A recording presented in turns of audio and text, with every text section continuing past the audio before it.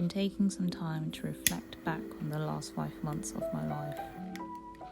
I can't believe how time has flown by so quickly since my first doctor's appointment. So much has happened in such a short space of time. Before a new chapter or season begins, I always like to look back at everything I've been through and everything that I've learned before a chapter ends. Reflection is such an important part of growing. Personally, it's important to make time and to take time to reflect on things that have happened and to appreciate the growth and impact it's had on me as an individual, and to look back to see how I can do better. Looking back, I can see that I have so much more to be grateful for and thankful for, despite all of the adversities that I've had to face this year. One thing I'm really grateful for is the gift of family and all the positive energy and support they've given me. I'm also thankful because I haven't been walking through this journey alone.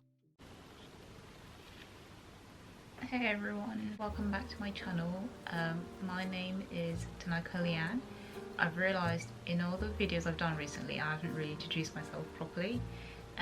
Well, that's mainly because I started making these videos mainly for my family and friends to just tell them all in one go about what's been going on with my health. But yes, my name is Tanaka or Lian. I just put them together, Tanaka Lian, because it really just calls me both names equally. So when I first started this channel, it wasn't going to be to talk about functional tics disorder. It was to, or health things in general. It was to, I started this channel with my friend Jess, and we were gonna be, because we went on a lot of hikes and cooked a lot of vegan food and we had loads of recipes, so we were just going to be showing all of that stuff, but life just kind of got in the way and plans changed and we were just so busy. And then obviously I had my own health issues and she had her own health issues as well, and we just decided, well, we didn't decide, we just never really posted much anymore. And then obviously in June 2022 I got diagnosed with functional tics disorder, and it kind of changed my life and all my plans for the year. So to begin with, I made a playlist about functional tics disorder and my journey for my family and my friends, because some of them live quite far and a lot of them don't see me all the time, so they didn't really understand what was happening and what was going on, and that was just like an easy way to catch up with everybody and to explain everything in one go, because when you have functional tics disorder you're always really tired. In the last few months I've been experiencing like temporary memory loss, so it's been difficult to speak sometimes. When I have an attack it affects my speech, so I made those videos at times when I was feeling kind of okay and I was kind of energetic and had a bit of strength to speak a bit more.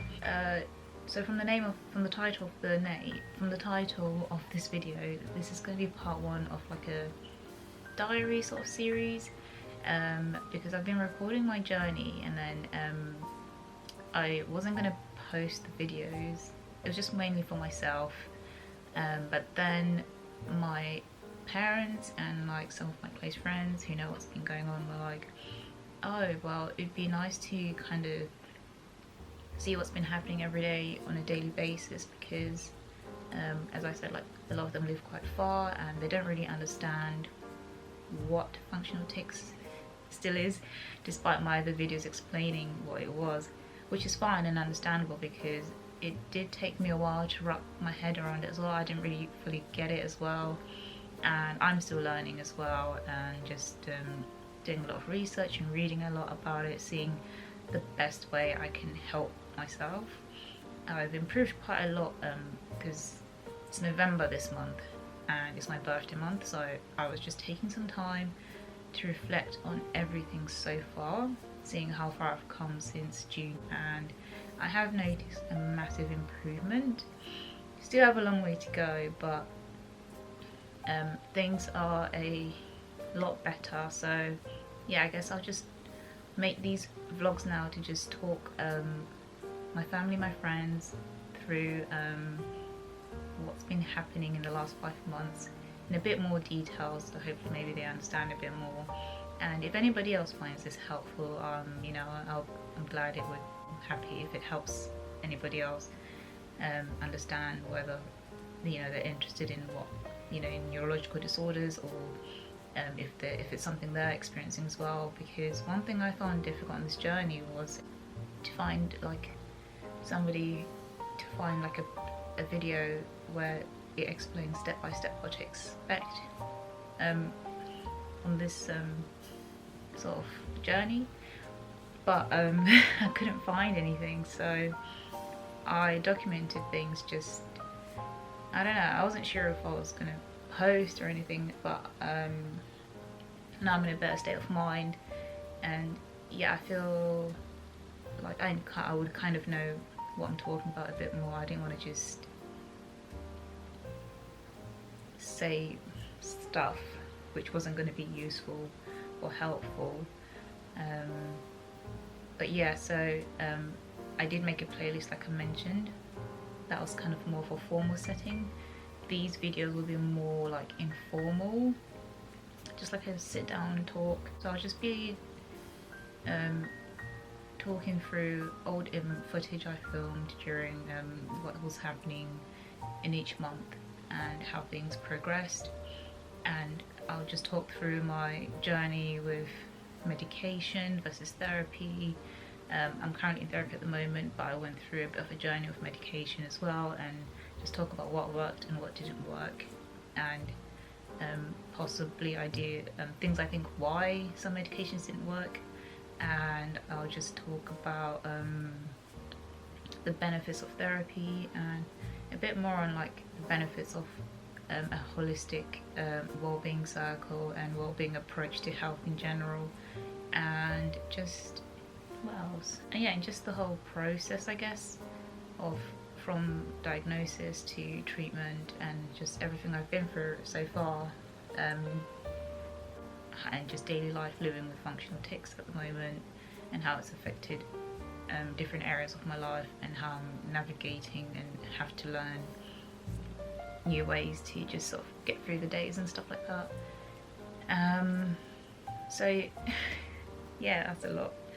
So to begin with, I'll just explain what functional tics is again. I won't repeat the stuff I've already said in the other video, but just to maybe try and explain it differently. So yes, to try and explain it a bit differently.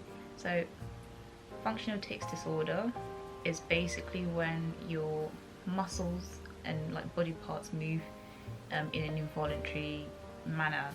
So you're not in control of the movements, they just happen without you saying, without you meaning to do that. I guess that's the simplest way to explain it. So what triggers this movement is external environmental factors such as intense stress, emotional trauma. There are other triggers, but for me that was mainly it. I'd been under immense stress for 4 years, and experienced emotional trauma. I had a very personal loss that I'm grieving and going through and working through those emotions in therapy, as well as working through COVID and intense pressures. And obviously when we were all locked in our houses, there was no outlet for these emotions and stress, and it was just building up until my body gave in, basically. So what happens is your body moves in repetitive movements. Sometimes there's a pattern, sometimes there's not. And what triggers it is tiredness, exhaustion. It's different for everybody. I'm just speaking from my own personal experience. It's if I'm in a stressful environment, I get really tired and exhausted, and then that triggers what are known as tic attacks or non-epileptic seizures in worst case scenario. sometimes these are worsened if I'm in an environment that makes me really anxious as well. Most people diagnosed with functional tics disorders have underlying mental health issues such as anxiety disorders and mood disorders like depression, and that's what I was formally diagnosed with this year. So it's just been a whirlwind of emotions and just a lot going on, you know, in me and outside, just trying to navigate through this. The best way to describe it is, as my therapist said to me, basically so much stress, trauma and pressure kind of broke pieces of me, kind of broke me into different pieces, and through this journey I'm just working with different people to gently put those pieces back together so that they all coordinate again, because my mind and my body they don't work together anymore. They're just so disconnected, and that's something I keep saying because that's honestly what it feels like. It feels like I'm not in my own body. Like it just, there's moments where it would just do whatever it wants and I have no control, and it's one of the scariest things I've ever gone through in my life, and I just cannot believe that stress can do this to people. So yeah, I've just been learning to slow down, take care of myself again, and just do my best to get back to myself again. But a part of me feels like I don't think that's possible, because I think something like this kind of changes you a little bit, because you just feel a lot of things you've never felt before. Like your body's always in chronic pain because your muscles are working overtime, like you're not in control of the movements. So the best way to describe it is, my doctor used an analogy of a computer, and I didn't really understand this, I can't really explain it, but I'll do my best. He said it's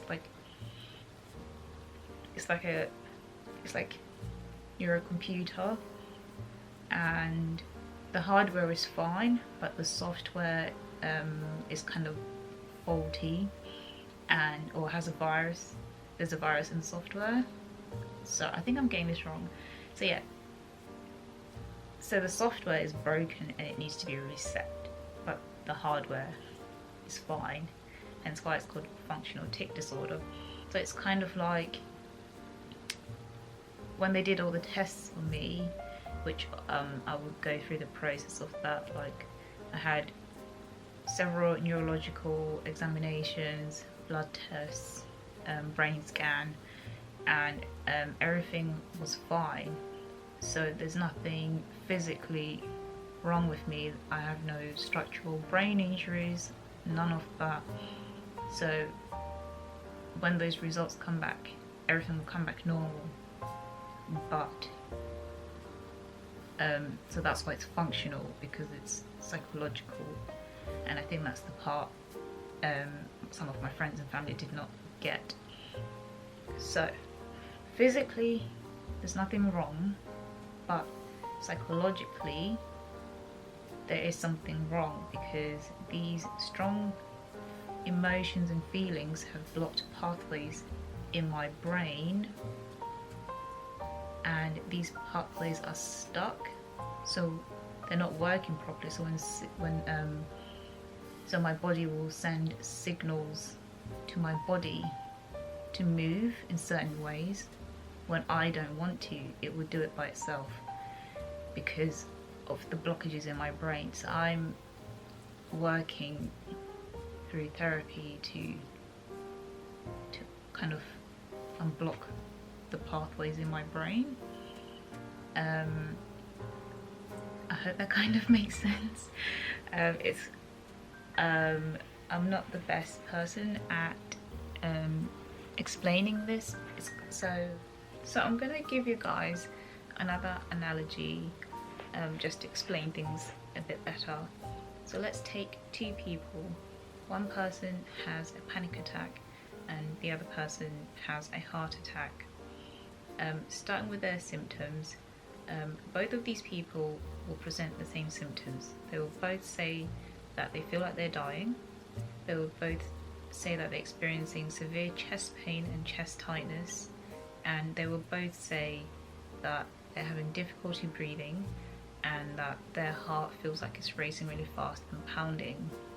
Now, if a doctor does heart tests on these two people, like ECGs and all the other heart tests, if they look at the person with a panic attack, they will find that the ECG looks normal, the heart rate looks normal, and all the other test results will look normal. Looking at the person with the heart attack, the ECG will not look normal, the heart rate will not look normal, and all the other tests will not look normal as well. The results show that the person with the panic attack is not in danger, and that the person with the heart attack is in danger, even though both these people are presenting with the same symptoms. So the panic attack is functional and the heart attack is physiological. This is how it is with functional tics disorder and epilepsy and Tourette's. I hope that explanation was much clearer now. I will just leave the playlist of the functional tic disorder talks at the end of the video as well. But yes, so that is basically the gist of it. If anybody is still not clear on that, just let me know and I will try my best to explain what it is, because I know a few of my family have been like, I still don't get it, like what is actually going on? So it may not be something physically wrong, but the mind is so powerful that it has the ability to impact your body because they are connected. Like the mind affects the body and the body affects the mind. I wasn't taking care of my mental state, and you know, I ignored a lot of signs and signals because I didn't know what was going on. And when I reached out for help, I guess not a lot of people knew about this as well. So anyway, that was just a little introduction to who I am and what this channel is about, and what I'll be talking about in the next couple of weeks or so. I guess I'll see you guys in the next one.